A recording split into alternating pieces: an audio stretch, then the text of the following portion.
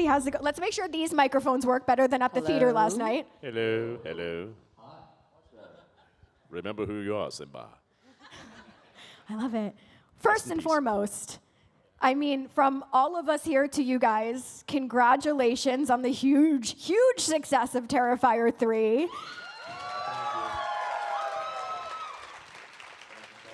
So incredibly well-deserved. How are you guys feeling right now in this very moment? Bloated. Well, you look great, so. It's surreal. I never imagined anything like this ever happening in my life, so I am just very grateful. Yeah, surreal, disbelief. I don't want to say we always underestimate this franchise, but it always surprises us. It really does. You know, we never know exactly how big it is or what it's going to do. And if you asked me if there was any chance in the world this was going to be the #1 movie in America for a weekend, I would have said absolutely not, absolutely not. So, and it's a testament to you guys. I said this last night at the theater. I don't know if anybody was at the screening last night. Thank you. But it's very true. I mean, one of the craziest things about this franchise is that there is no marketing, and that's really rare. And every studio pays tons of money for marketing to get billboards up and TV spots and like you name it, all over the globe, every country. We were all over the place, just big giant billboards of the Joker in France and Spain, everywhere. We had none of that anywhere. So it's just all organic, word of mouth, and like TikTok memes and all these things that just sort of organically take off. And we really just sort of shocked the system with this movie. Like nobody knows what to make of it. Especially, we might really be the highest grossing unrated movie of all time by the time, in a theater by the time this is all said and done. And also maybe the only unrated movie that's ever been the #1 movie in America, which is really bizarre. It's really hard to take in, so yeah. Never underestimate horror fans. So wild. And it's like, the incredible thing is how many things are happening like from this franchise as well. Like Art Krispies, you know, we're getting cereal, and now what, a video game is happening too? Video games, you can Call of Duty. There's another video game coming out. What do you call that video game? It's like a beat 'em up. Yeah, like Final Fight type of old arcade game type of. Amazing. Ninja Turtles type.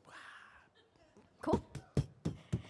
So I wanted to ask, because obviously you guys now are staples at these conventions. You meet a lot of people. I had the chance last week to sit with Clint Howard, and he mentioned, and maybe you guys can confirm, that he approached you guys to be part of the Terrifier franchise. Is that something that happened, or how did it all come to be, getting these incredible cameos? Yeah, well, we meet a lot of people at these cons, of course, and we become very friendly with them. And a lot of people just express interest in working with us or working on one of these, or if there's ever another project. And I always just keep them in the back of my mind if there's ever something right, which is amazing. But it also sucks because there's so many people that I want to work with, but I can't just put everybody in or just do cameos for the sake of cameos. True. Because you don't want to, some people you really want to give a nice juicy role to, and then if you just put them in as a little throwaway cameo, they're sort of baked into the Terrifier universe when you might have something really cool lined up for them down the line. So it's tricky because I don't want to hurt people's feelings if they really want to be in it. So I'm trying my best, but it's amazing to work with these people that we've admired their work for years. Awesome. It's really cool. Awesome. So Elliott, first of all, I wanted to say congrats. I know you were just on tour. You kind of do it all. Yeah, we can cheer for Elliott being on tour. He's like literally the raddest kid in the world. Last night we were sitting, he was, interviewed James Hetfield, which is like so absolutely incredible. I wanted to ask you, were there any moments being on set for now these 2 films that genuinely creeped you the hell out? I mean, I've always been a horror fan. I'm a horror nerd myself. I've been living the horror nerd dream. So there wasn't anything that was like full on, like, creep me out, scare me. But I have to say, it's definitely easy to act scared when David is at Art the Clown. He changes into a different person. I don't know how he does it. Morphs into Art the Clown. It's years of bullying. Time to get back. Yes. Thank you for that. And Lauren, I mean, this community has just rallied around you so much. Like yes.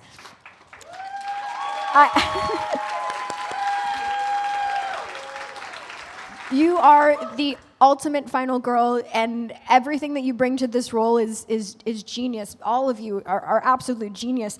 What has this been like for you, being this strong character and such a wonderful final girl?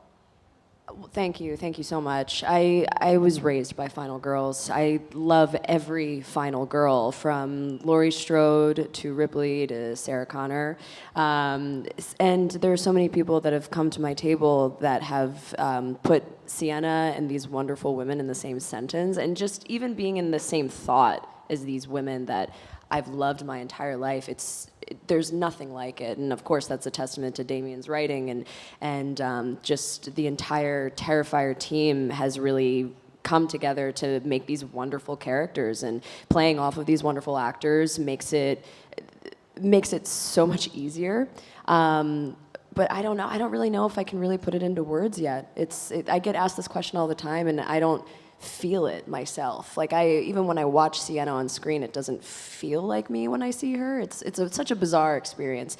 I'm just very grateful. I'm grateful that people care enough to watch, and we love the fans. So, yeah.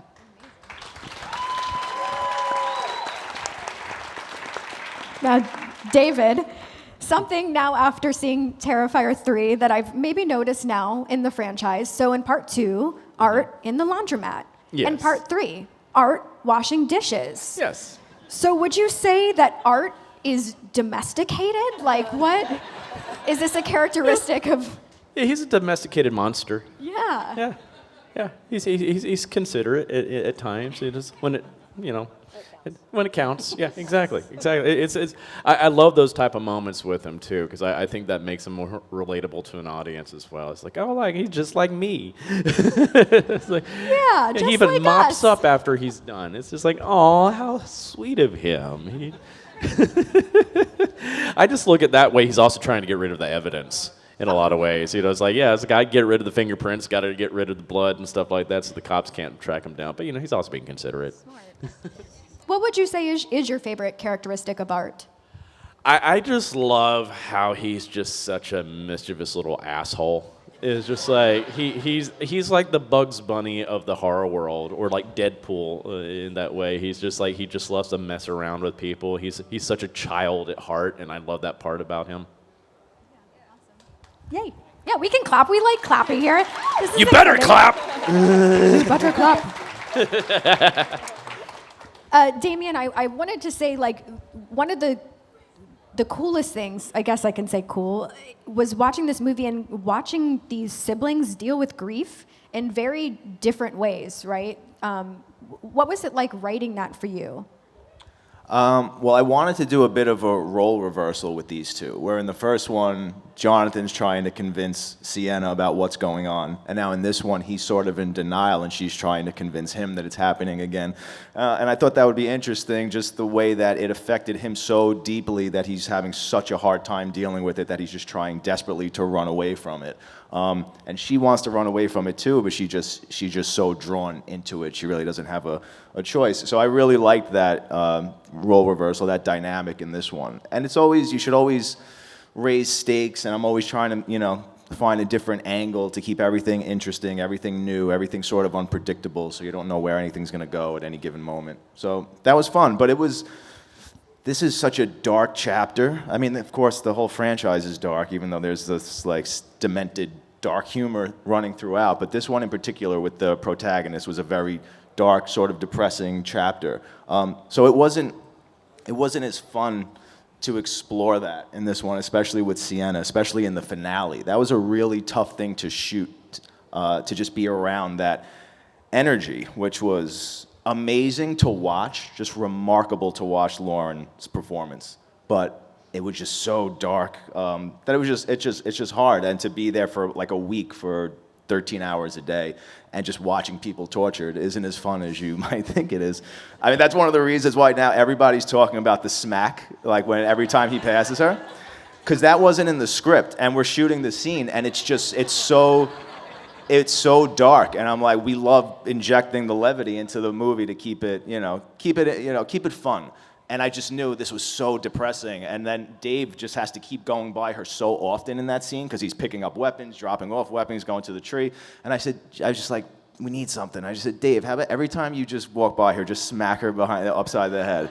And, you know, it was funny, we knew, but we never knew you guys were gonna like it that much. So those are like one of those things that just happens in the moment. A lot of those things happened while we were shooting this one. A lot of stuff came up on set while we were shooting that resonated with people. Smacking people in the head, you know. What are y'all, Chris Brown? Too soon. So before we go to questions from y'all, I wanted to ask too, in the beginning of the movie, obviously we see an homage to The Shining.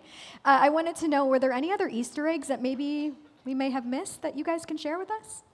Yeah, there's blatant Black Christmas homages.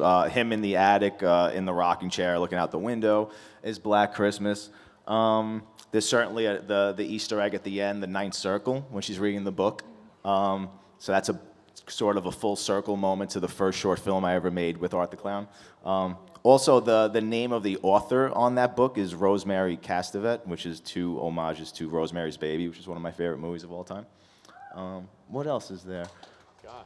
There's a few. There's also, maybe nobody noticed this, in his college is called St. Percival's. It's a Catholic college.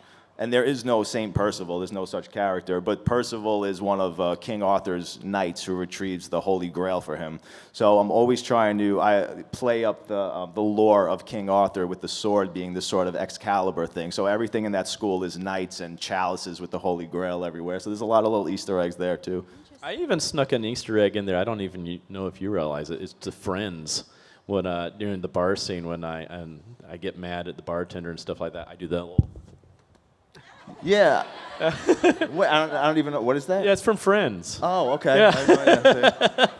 I just snuck that in there. I love it. There's one that isn't, I mean, it's not as cool as that, but we did it, so a little bit of improvisation in the chapel scene, and the line, at least I'm fucking trying. I don't know if there's any Minor Threat fans, any punk fans, but that's one of my favorite lines, one of my favorite lyrics from them.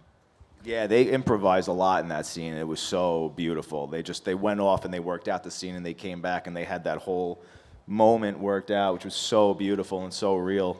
I was like, maybe you guys should write the next one. Love it. Cool. All right, so let's get to questions from y'all. Again, there's a microphone right down in front. If you guys don't mind, just coming to the microphone so we can hear you a little bit better. All right. And I apologize in advance. They're about to shine a very bright light on you guys. So... here we go. There it is. I told ya. Oh boy. I know. What's your name? My name is Sean. I actually have a question for Damien. With, you know, obviously this is like such an inspiring, like kind of story. Like wise for horror, it's like such a huge resurgence and comeback and everything, especially with like recent, like other films back then, where it's just we're receiving a little bit of like not as great. And seeing such like a love letter to like the old style of horror, you know, with your first film, you know, being in honor of like George A. Romero, Wes Craven, I wanted to ask like what other like films really inspired you to like bring these characters to life, and what brought like Art the Clown, like inspiration from like other like horror icons and like killers. Oh gosh, well thank you for that. So many movies, not even horror movies. It could be an action movie from the 80s. There's little moments, like when Sienna's getting suited up in part 2, that's like an homage to Commando, you know? Like, so there's little things everywhere that have inspired me. But there's a little bit of all those iconic slashers that we love sort of baked into Art's DNA. He's got the personality of Freddy, that dark sense of humor. He's the silent stalker slasher like Jason and Michael Myers. Like, it's set during Halloween. It's more gritty like Texas Chainsaw Massacre. He's a little more gritty than the other guys. Even that, like, it took me a while to feel like we were even worthy enough to give him a chainsaw. Like, I was thinking about giving him a chainsaw since Terrifier 1. And I said it's just so sacred to Leatherface that I didn't want to step on that character's toes. It was like too sacrilegious. And then after 3 movies, I'm like, all right, maybe it's time. Like, I still feel like I could do something with a chainsaw that I haven't seen other people do yet. So it's my time to shine with a chainsaw. But yeah, endless inspiration, influences, just like Dario Argento and Cronenberg, Lynch, especially David Lynch. I tell people all the time, I said this a long time ago, the way that I wanted this movie to play out. Once I got into part 2, I keep saying a very Lynchian sort of narrative where everything's very abstract, and that's why it's so ambiguous, and there's this great mystique, and it's almost all like a nightmare or dreamscapes, and you don't really know exactly what's going on. It's not spelled out, and I'm just giving you these puzzle pieces as you go. So yeah, it could be anything that influences me. Just a big fan of the genre.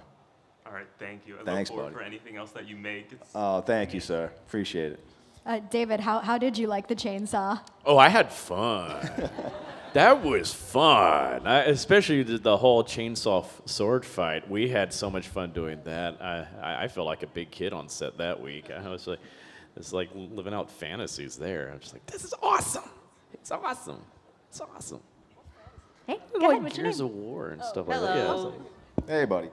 hello. So this one's a tiny two-parter, but it's actually mostly the same. So the first part is, a lot of people are saying that with your movies, Art the Clown is now part of this new generation of horror icons alongside the likes of Megan and the new Chucky. So what does that feel like to know that this creation you guys made is come so far and continuing to go so far? And the second part, are you guys open to some of the people who want to see a Art versus Megan movie? That's the first I'm hearing of that one. I mean, we all would agree that just hearing you guys or whoever calls him an icon is just the greatest thing imaginable to us. I'm still in a little bit of denial. I feel like the icon word gets thrown out very easily these days, and I feel like we maybe still have to prove ourselves and see where he is maybe 15 years from now, if he still has legs and people are still celebrating him. I love hearing it, and my 7-year-old self would just be, I mean, dream come true, because like I said, I've been watching these movies, Jason, Freddy, Michael Myers, since I'm 4 years old, religiously, where I could literally recite them, the entire movies, every one in the franchise. So that is just the greatest thing to hear, and it makes me so pleased and proud of everybody, and very proud of David for doing such an incredible job bringing him to life.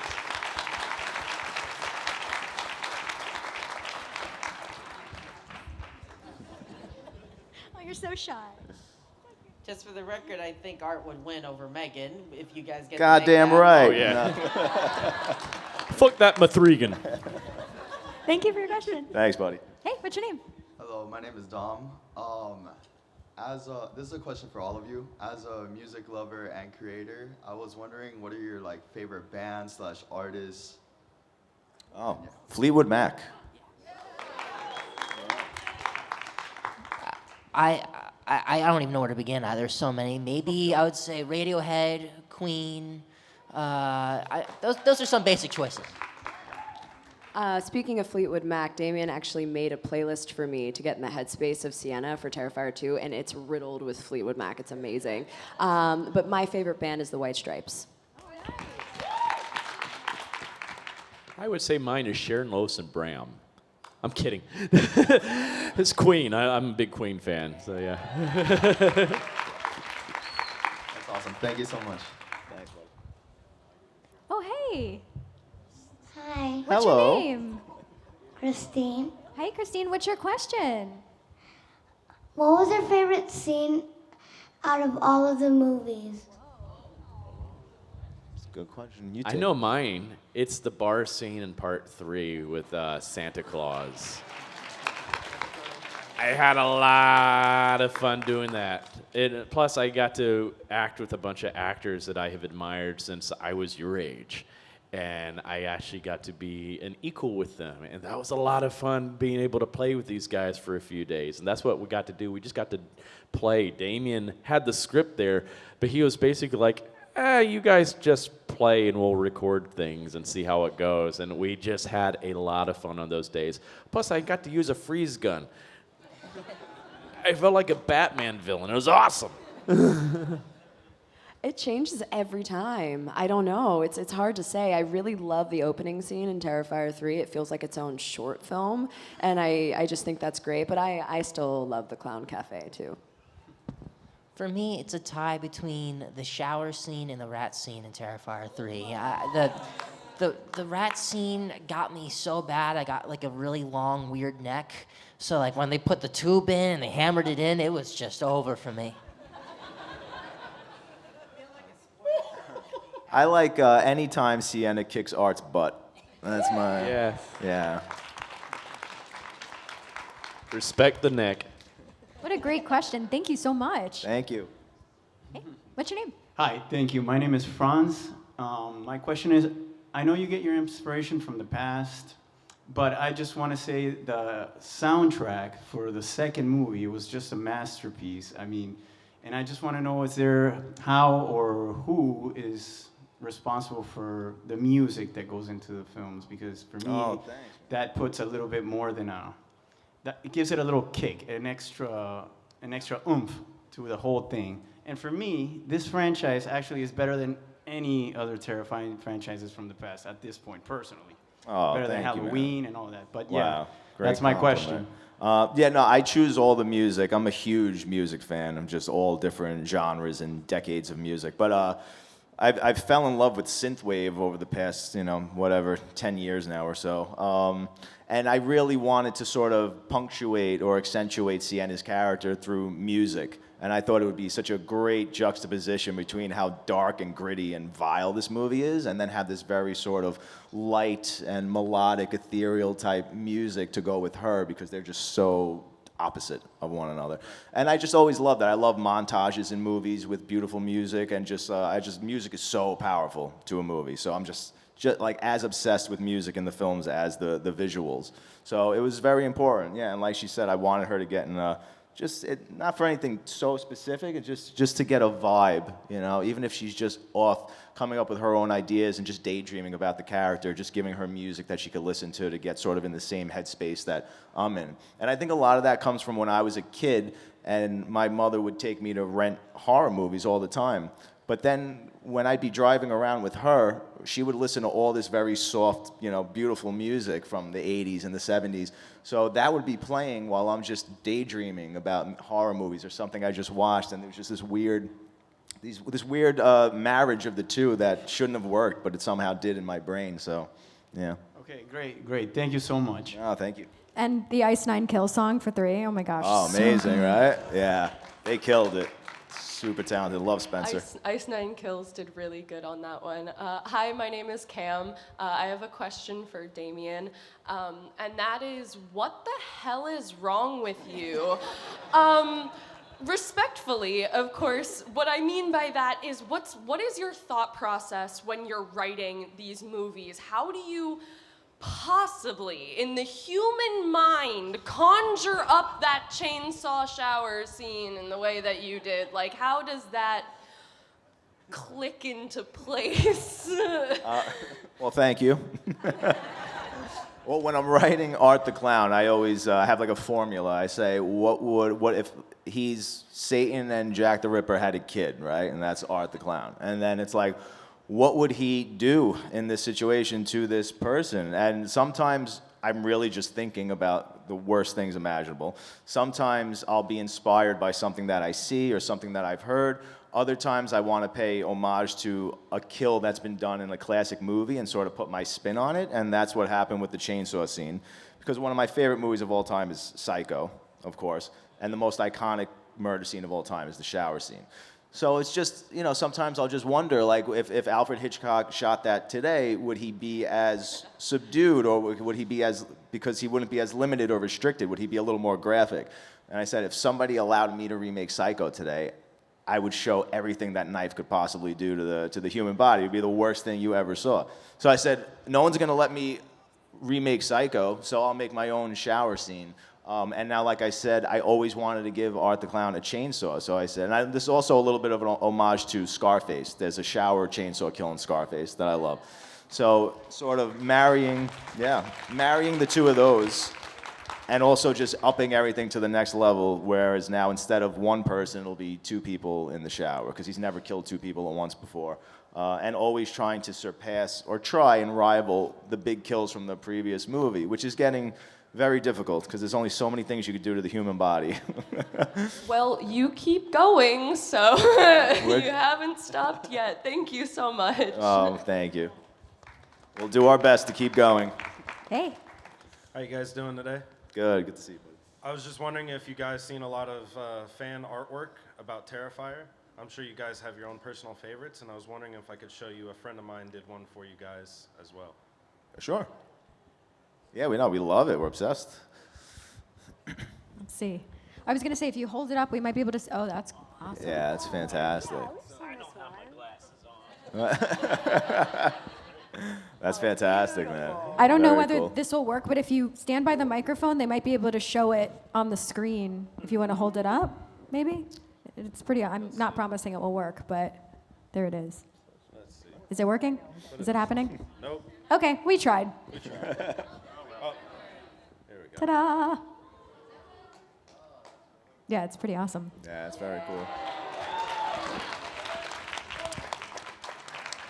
Technology. Yeah, we're blown away by the fan art. I mean, it's so overwhelming and so beautiful and so creative. Oh my God, and just the tattoos that we see all the time. It's really mind-blowing. It's really hard for us to take it all in, honestly. It's so amazing. It just really is. We're so grateful. Yeah. All right, I appreciate it. That's Yeah. Wade K Customs on Instagram if you're interested. Very cool. Hey, what's your name? My name's Gabby. So first of all, I loved Hey, hearing my Gabby. name in the movie. Yes. I have to say, I was very shocked. David, do you ever find yourself slipping into Art's mannerisms like in your everyday life without realizing it? Oh, yeah. That happens all the time to me. But I don't even know if that was, I can't even remember now if I already had those mannerisms before I even did art. So I might just brought a lot of my personality into them that way. Because actually, no, it is. It is. A lot of that came because I realized this a few years ago when I was at a cousin's wedding talking to my aunt who was deaf. And I always thought I learned how to do a lot of this exaggerated physical comedy from watching the great comedians, but I also learned it was from her because she lip reads very well, and I didn't really learn sign language like I should have as a child, unlike my sister who does it fluently, and she's only got the use of one hand. But she loves to show me up on that. Oh, she never lets me live that down. But my aunt, everything she does is very exaggerated. All of her facial expressions are very exaggerated. All of her hand motions are very exaggerated. And we're the same way when we interact with her. And it was one of those moments where I was talking to her at my cousin's wedding. I realized, oh my gosh, this is where it comes from. It's from my aunt. So that's a kind of a fun little thing I realized about this character of Art. I was like, oh yeah, there's a little bit of my own family backstory inside of him in a weird way. Thank you so much. You're welcome. Clint, if you want to come up, there's stairs up here and you can take my chair. Oh, no. Ladies and gentlemen, shit. we would like to proudly announce Come on and out. bring up to the stage There he is. Smokey himself, Mr. Clint Howard.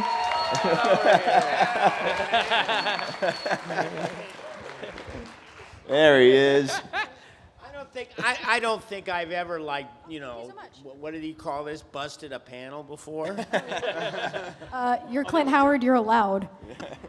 So we talked a little bit about it earlier, Clint, with David, but do you want to tell us a little bit more about your incredible bar scene? Well, thank you. Incredible bar scene. Yes. Damien wrote it. David is number one on the call sheet. Listen, they hired us to Bradley and me and Dan. They hired us to come in and be a part of this scene, and yeah, I was tickled. You know, I met these guys at a con. If it hadn't been for me coming and participating at a convention, I never would have run into them. And in fact, it was actually my wife, Kat, who said, you should go up and tell Damien that you should have Art kill you. You know, and listen, I always like a job. So anyway, it was great. And real briefly, that scene in the bar, it was a blast to do. You know, there are memorable moments when this man is peeing on Santa. No, seriously, being very close, acting in a very close proximity, and marveling at what he was doing with himself. That sounds wrong.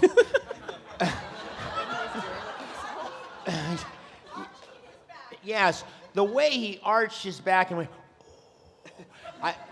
money, cut, print, check the gate, moving on. So anyway, it was really a privilege to be a part of it, and I'm sure it did come off good. It was a good scene, and it felt good on the day, and it was really cool. And I owe it all to the boss and my fellow actors. Oh, no.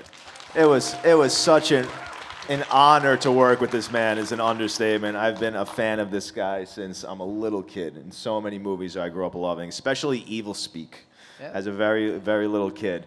So I can cut the head off people. Yes. So that was amazing. And just sitting back and watching him, and he's just coming up with lines when the girls are sitting on Santa's lap, and he's like, "I'd fuck you." Like, I mean, I can't tell you, crying, like, I just letting him go for like 5 minutes, where we forget we're even shooting. He's like, "All right, I don't know." He's like, "Is that it? Are we still going?" My wife's dead. I don't know what else to give you. Yeah, no, that was I didn't write that. That was not an improv that I wrote saying my wife is dead. Damien fed me that one. It's true, but so good, so good. Such a blast. Awesome. Cool. Hey, what's your name? My name's Shane. Hey, Shane. First off, before I get to my question, I want to say thank you, all of you, for creating this franchise. Because I'm 41 years old, and I have never geeked out about anything. Musicians, actors. I just don't care. It's like, oh, look, there's Rob Zombie getting off an elevator. Oh, what's that over there? Like, I never really do until this. Like, so thank you so much. Oh, wow. Thank you. Thank you. Thank you. And me and my daughter's up front here, and she is a huge fan as well. My question is for Damien, also kind of Elliott as well. So with the third installment of the franchise, Jonathan has died. Spoilers. Spoiler alert. How many people think Jonathan's actually dead? Wow. Okay. But if he did die, you can't tell from the movie, honestly. He might still be alive, but let's say he was dead. In the next Terrifier movie, if he did die, do you think maybe we can see him come back as maybe a apparition that is tormented and blames Sienna for his death, for bringing Art back into his psyche after he felt like he was being healed and moving on? Yeah. And maybe he will maybe describe his death if he did die, and we can go to a flashback so some of the fans can get some closure. I like that you're writing this movie right now. Jeez. It's certainly not out of the realm of possibility, right? And we see, I mean, he could have a pass the rice scene in the next one if he is dead. But yeah, we're just, you never know, especially with the Sienna character now, what's a dream, what's a fantasy, what's a premonition, is she really dipping into another dimension? I mean, there's so many possibilities that once we stepped into the world of the supernatural, which is what I love about where this franchise is going now, anything is possible, and you're sort of always on your toes, and everything's very unpredictable. So anything's possible, but I will tell you this, by the time this franchise is over, you will have definitive answers for almost everything, Thank you so much. I just wanted to say thank you, everybody, for supporting Jonathan. Yes. Yes. I love y'all. All right, we have about 5 minutes left, so we're going to try to get through as many questions as possible. What's your name? I hope you can hear me clearly. We'll figure it out. Go ahead. My name's Adrian, and I'm a student filmmaker myself, so... I'm gonna die. It's one of my favorite genres is horror, so it is very nice to get to speak with actors and filmmakers who are in and make horror films. I have a question for Damien. I think these movies are extremely interesting and entertaining, and I think a lot of these gory horror movies have a problem with keeping things interesting because, oh, it's another person dying now. It's the same scene a million times over. But I really don't feel that way when I'm watching the Terrifier films. I have a lot of fun with these movies. So I'm really wondering, like, what's your process of keeping it interesting and keeping it fresh? Yeah, thank you, man. I appreciate that and it's polarizing because a lot of people do just really love the first Terrifier and would rather me just keep remaking Terrifier. Just like Art the Clown again, new group of victims, keep it simple, and just keep him murdering a new group of people. But to me, that just gets, as an artist especially, just very redundant, very stale. And I'm treating this franchise as more of a mini-series right now. It's more of a saga where you have to like look at it more episodic, where you can't just take this all like part 3, like this is what it is. Like you're gonna get more. So this is just one chapter in what's going on. So that's one of the ways I'm trying to keep it interesting, because most slashers aren't designed that way. They're made up as they go, where once I was writing part 2, I knew where this was gonna end. So that's one way to keep it fresh. The other thing is, really, we're always trying to inject the levity into these movies to keep it fun, because they could be so grim and dark and violent. And if that's the overall tone of the film, I think everybody's gonna leave having a miserable experience. And it's really Art the Clown's job as a character to deliver that levity, and he's the one that reminds everybody that you're watching a movie, as opposed to just really being miserable and saying, why am I watching somebody get tortured for 2 hours? It's when he jokes and he sort of breaks that fourth wall and winks at the audience and you see that humor come out that I think is one of the reasons why he really works. So that's something I'm always conscious about too. All right, great, thank you. Love Thanks, you guys. buddy. Thank you. Appreciate it. Hey, Piper. Hi, what's your question? What made you guys want to be part of the movie? Good question. I wanted a job. But seriously, I had seen all Hallows Eve, and I was familiar with the character of Art that Mike Gianelli had played before me, and I saw a lot of fun potential with him, because I had always wanted to play one of those silent Mr. Bean type of characters, very mischievous characters, and I was like, this is my chance, and I wanted experience to finally do some film work, so that's why I convinced my agent to submit me, and the rest is history. Yeah, like food. You just want to survive. But also, I just really fell in love with Sienna when I read the scenes. When I first read it, I read like a family drama to me, because it was just like Sienna and her brother, Sienna and her friend, Sienna and her mom. So I had no idea what I was getting into until the day I was cast, which is when I watched the first one. And ever since, I've developed this affinity for just practical effects. They're so beautifully done. And I've always been a horror fan, so I'm very fortunate to be here. I've always been a huge horror fan. I grew up going to horror conventions. I was a fan of the first film before I even auditioned, and I was just a huge fan of Damien and, of course, David's work. So just being a huge horror fan, for sure. And of course, I'm an actor. I love acting. What about you, Clint? Yeah, no, gainful employment. You know, I like situations where they ask for your social security number with the intent of giving you a paycheck. But also too, meeting Damien and seeing the joy that he has, and David, it was like, I want to be a part of this. I want a little bit of this. So it was easy. It was easy to say yes. You know, it was really easy to say, yeah, I'll jump on board this. Yeah, get killed by Art? Yeah. Awesome. Great question, Piper. All right, I'm so sorry. We have time for one more question. I'm so sorry, but whatever questions we didn't get to, make sure to come meet them at the booth right after. Hey. Hi, my name's Lenny. I'll just make this really quick. Can you confirm whose head that was at the end of Terrifier 3? Nope. All right, we'll do one more. Come on down. What's your name? Quick. I like Hi, I'm Britt. Hello. I had a question kind of for all of you. So Terrifier series is kind of like the most gory, traumatizing movies I've ever seen. How do you kind of deal with that? Well, it doesn't affect me. I like affecting you guys.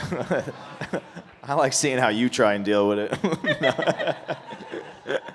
The only time it ever affected me was when I was editing the bedroom scene from part 2. And the music wasn't in it yet, and I'm spending hours, and I'm just listening to Casey Hartnett scream in headphones. And I literally got lightheaded, and I had to take them off and walk away for a little bit because it was really disturbing. And I called up David, and I said, man, I'm cutting this scene, and Jesus, I almost had like a panic attack. I said, I think this scene's gonna work. Definitely watching the films, no matter how many times I see Terrifier, every time there's a crazy, gruesome kill, I do. I've watched horror movies my entire life. Terrifier does get me, I have to admit. You guys are pretty sick. Yeah, I mean, you put yourself, Sienna specifically, she goes into really dark places, and that's exhausting, and it hurts mentally and physically. But when I watch the film, it's so much fun. So it reminds me of the levity that Damien was talking about. Like, there's just so many moments that are just fun to watch. When I'm filming, though, it's really terrible. I'm fine. I think it's because I know it's fake, and I'm having fun while I'm doing all this. I especially since I see how everything's done, so I'm like, oh wow, that's really cool. There's only one real part the whole entire time I've been filming where I finally got grossed out, and you've probably heard this. It was like I almost puked on set one day because it involves something I cannot stand at all, and it's puke itself. I do not like puke. It grosses me out. I can handle all the blood and guts and poop and all that, but puke, no thank you. And that little bastard over there like puts it into this scene, and I think we filmed a lot more of the puke happening that we show in the movie, and they made it out of this cream of mushroom soup and some other stuff, and it smelled horrible, and it was really hot in that room, and there were other smells in that room, and then Samantha, who plays Victoria, comes in eating this horrible bag of corn nuts that smelled like death warmed over. And she's just getting up in my face, just trying to make it worse for me. Like, hey, Dave, what's wrong? I'm like, go away, woman. And they're all just like, hey, Dave, you can do this. You got to do this. I'm like, but can't my stunt arm come in and like just be my arm for me? Like, oh no, Dave, your face is fully in the shot. You got to do this. I'm like, oh. So I'm like standing there, just the tube, and I'm just like, And the one that takes, we had the tube with the mushroom puke just all splat out on this thing. It just looked nasty, and it smelled so bad. And I was like, I hate you so much for doing this to me. But I did not puke. I was a good boy. I was proud of myself. And it's only because, if you know my makeup artist, Heather, if I had puked, she would have killed me because she had been spending hours on my makeup, and we had just got me out of the makeup chair, and she's on the side just going, don't you dare, David. So I made it through, and I was very proud of myself, but I hate you for making me go through that. My pleasure. We have footage of that, but I won't release it yet. But yeah, because as soon as I saw that happen, and I pulled my phone out, I went right in his face. Like, Dave, tell everybody what you're feeling right now. What's going on? Listen, we're all fortunate to a degree because, we know the magic trick. We're inside the magic trick. I've known the magic trick all of my life. It's a game. Now, and it does every once in a while, I'll stop and I'll realize, there are people that think it's real. There are people that think wrestling is real, but let me let you in on a little secret, folks. What?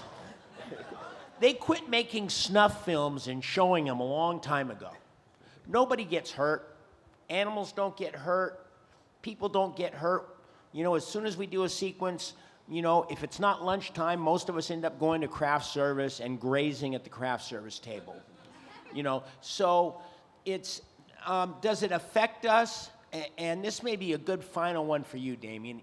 We do know that there are people that get so wrapped up in the movies that they forget that it's fiction, and my goodness, you have a choice to not watch.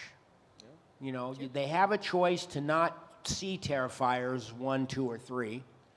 They have a choice to not see Evil Speak, but people do and enjoy the ride. Yeah. But anyway, you're the filmmaker. I agree, but I think it's because sometimes it's so visceral, the effect. It'll just get labeled as, people won't even go as far as to dig into the movie and see what other substance is there. They'll just say, this is repulsive, this is reprehensible, like it just gets labeled, boom. But I think that's also a testament to the filmmaking and to the special effects artists and to the sound design, and you don't realize how many amazing, talented artists it takes to come together who spend months of their lives to make that as effective. So when I hear that, to me, it's a badge of honor. Yep. So we did our job. Well, thank you. Thank you so much. Congratulations again. I apologize, we're at time.